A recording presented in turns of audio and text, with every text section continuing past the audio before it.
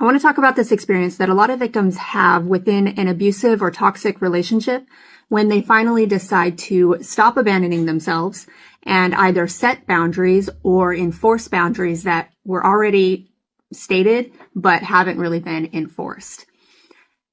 So a lot of the times we either don't set boundaries that we would like to set, or we kind of set boundaries, but then we don't enforce them out of fear of the other person's reaction. And when we finally decide to stop doing this, whether or not you're staying in or trying to stay in that relationship, or you're trying to leave, or you've already left, once you start holding firm in boundaries, you are going to face the reaction. You're going to face resistance, like a wall of resistance.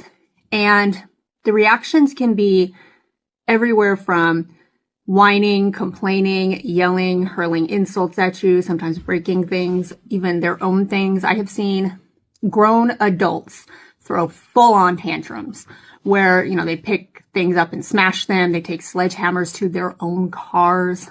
They feign medical emergencies, and then they have to call or text you from the ER. And all of this is in reaction to you choosing yourself for once and setting and holding a boundary.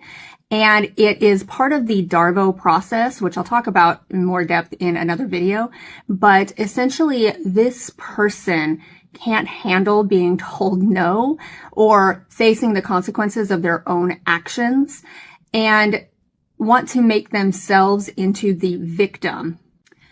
And a lot of the times, the actual victim of an abusive relationship has an immense amount of empathy, and we don't like to see other people suffering, even if they happen to be suffering from the consequences of their own actions. And what can happen is we try to swoop in and save this person from themselves.